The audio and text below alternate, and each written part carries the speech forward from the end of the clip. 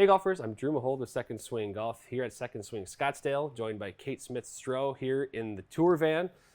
This is going to be a fun one. We've got Kate. Kate is, of course, on the LPGA Tour. She's getting ready for an event this week at the Ford Championship, which is here just outside of Scottsdale.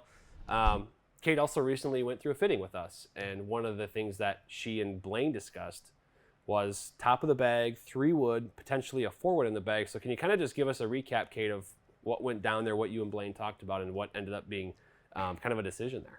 Yeah, so I've carried a 3-wood all of my life, and we went through the fitting, and actually hit a 4-wood setup, I think, farther than my 3-wood consistently. It was just kind of a better club for me to have in the bag.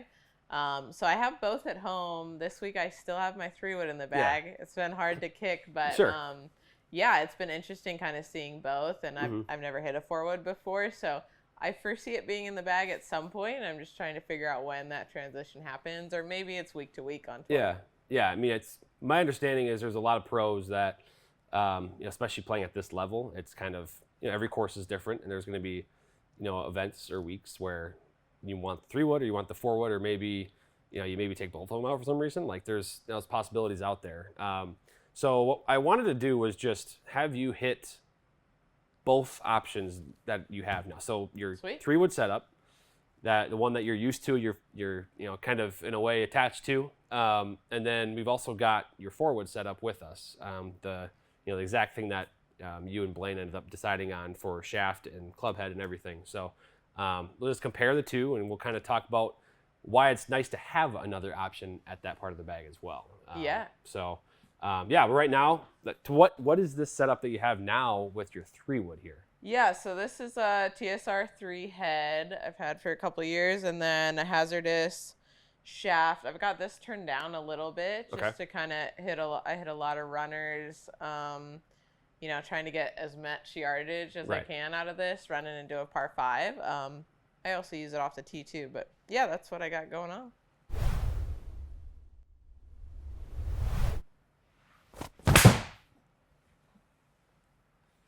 And so for you with 3-wood, what is the ratio, I guess, of like off the tee versus off the turf, you think? Yeah, I'm hitting it off the turf a lot. I feel like probably one whole week I'm teeing it up. And I'd say probably 2 times around I'm hitting it. Oh, really? Okay. 1 to 2 so far. I don't know the rest of the scheduled layouts, but I've always felt really comfortable hitting a 3-wood off the ground, and it's pretty versatile.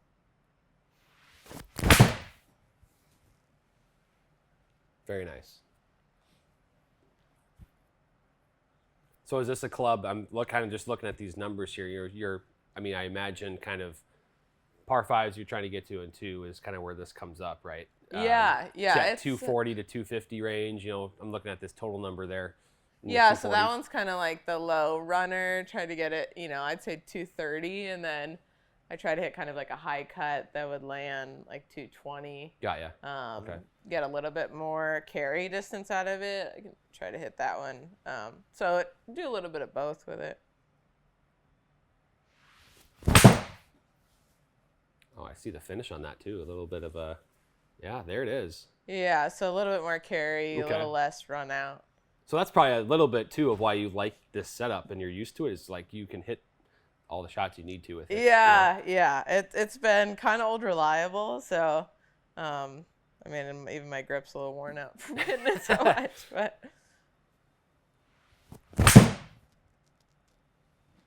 There's some more speed on that one.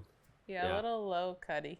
Yeah, so there's that kind of a low cutter, but like it's still kind of cool. It's on command. You're able to hit the low chaser, or if there's an obstacle in front of the green or something that you need to carry over, you're able to kind of hit the previous shot you hit, where you can hit a little higher in the air. I think you got up to 90 feet in the air and add some spin to it so it'll stop. Yeah, it usually launches a little low, but I don't mind it that way.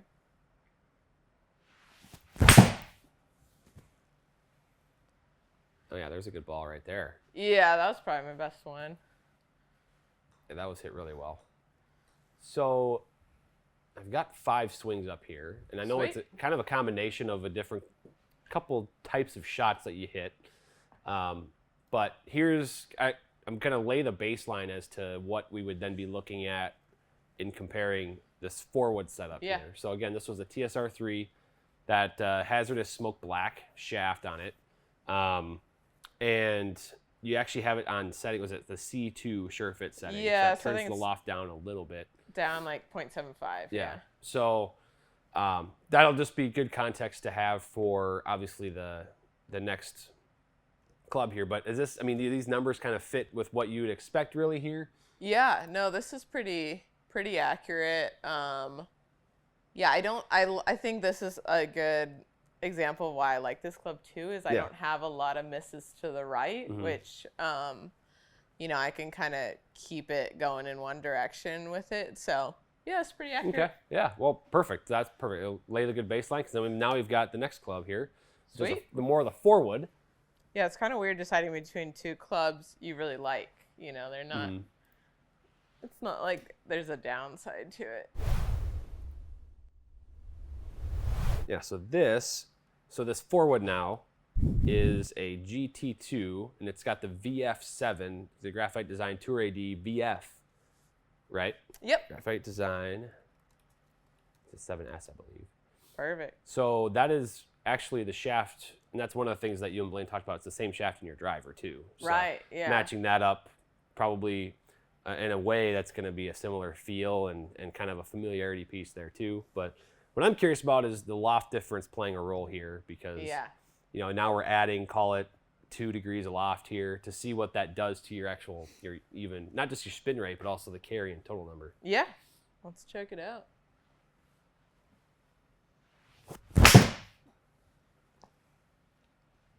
Oh yeah. Yeah. See right away, plenty of, you know, height on that one, carry of 221. Yeah, that was pretty good. A little bit thin, but not too bad. Yeah, I definitely see how it's thin with that spin going up a little bit. Yep. Kind of lose a little bit of distance, but yeah, still carrying 214 with that swing is a pleasant surprise. Kind of a pull. You know what though? I like how, despite that being kind of a pull, sometimes you see those turn into pull hooks really quickly, and they kind of go like this. To see that one still stay steady in the air and end up getting, you know, actually 90 feet is actually and like carrying nice. 218. I mean, my pulls with the other one, they hit the ground a lot quicker. Yeah, that was hammered. Yeah, I think that was a little better. Oh yeah. Let's try to see now, because you hit your kind of high cut with the 3-wood. I'm curious to see what that would look like here with this one now. I think I'm like a little bit nervous about it. Just like, how high is it gonna go? Right, right.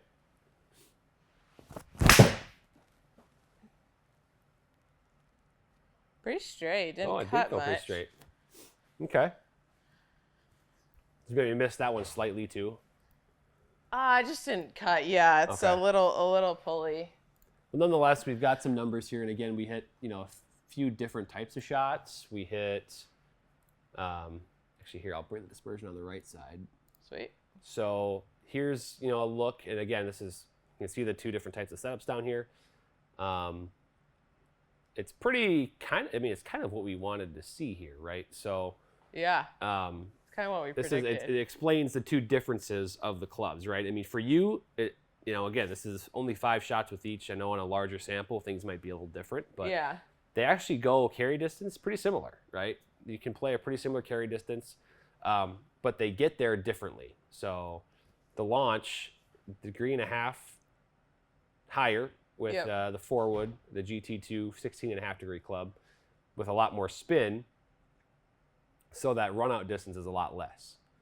So again, it's going back to what you kind of like to, we mentioned a little bit about, like, maybe it's a week to week or course to course thing, where maybe, you know, and again, I know you're really comfortable with the current setup and being able to hit all those different shots, but maybe you end up seeing one week there's a course where you're going to have a, you know, maybe an extra hole or two where you need to carry the ball 215 with an obstacle in front of the green that you can't maybe roll it up like you had you could at other places, and this is an option. So yeah. Yeah, I've definitely heard some of, our major setups, like if we're having this club into like a par 4, I don't really want it to run out to 240. So having the 4-wood where, I might be able to stop a little bit, launch a little bit higher. So I think it's good to have both. It's just interesting to have, the exact same carry distance, but like them having really different results. Yeah. I wanted to get your perspective too on just what we're seeing in general is a big uptick in 4-wood type clubs being fit for players. And this is, wide range of golfers, but this is a 4-wood. I mean, really with GT, they don't necessarily mark it as a 4 on the club, but 16.5 degrees is kind of like a 4-wood. Gotcha. So I guess why would, I guess from what you see with the numbers here, I guess why would you see maybe this benefit of players, a lot more getting fit into a 4-wood versus a 3-wood? Yeah, I mean, I think, with the technology, you can get like a ton of ball speed and still launch high and have some stopping power to it. I mean, for me, I've got 4 wedges in the bottom of my bag. So like between hybrid and driver, like this is probably a better gap than my 3-wood. So that could be a factor. Maybe more people are putting that 4th wedge in and need to kind of space out what they have on top. I mean, a lot of people play a 5-wood. Like I've always been like just so in love with my 3-wood. Yeah, right. But it can kind of get a little too close to that driver distance sometimes. So I could see it being like a really good fit for a lot of people. Yeah, that's it's. I think there's I don't want to say it's not going away, but I think there's a lot of new perspectives being added to like, well, every bag's got to have driver 3-wood. And I think you're starting to see that change a little bit now with this influx of mini drivers and this influx of like, the stock 4-wood options available. So just wanted to kind of discuss that because it obviously is relevant for your case here, having these options now in the bag for you. So, but pretty cool nonetheless to get this kind of test on there. And it shows exactly, I mean, the benefits of both options. So there's the benefit of the workability and maybe that kind of lower launch that you might need some weeks with the 3-wood TSR3. But then also the added launch and spin available to you with the 4-wood if you choose it for any given event or any given course. So. Yeah, it's nice like with a good fitting to like have options. Like obviously not every recreational golfer can have like options, but us on tour, like being able to carry a couple of clubs that can really like, stroke tournament goes a long way. So if it changes things for us, it's just nice to kind of have that backup option or play around with our setup a little bit. Yeah, for sure. Yeah, well, I mean, this was great, Kate. Kind of cool to get a unique look into maybe a big fitting component that could play a big role for you on the LPGA Tour this year. So, Kate, we thank you for joining us today, and we obviously wish you the best of luck throughout the season here as well. Yeah, thank you. Thanks for the help.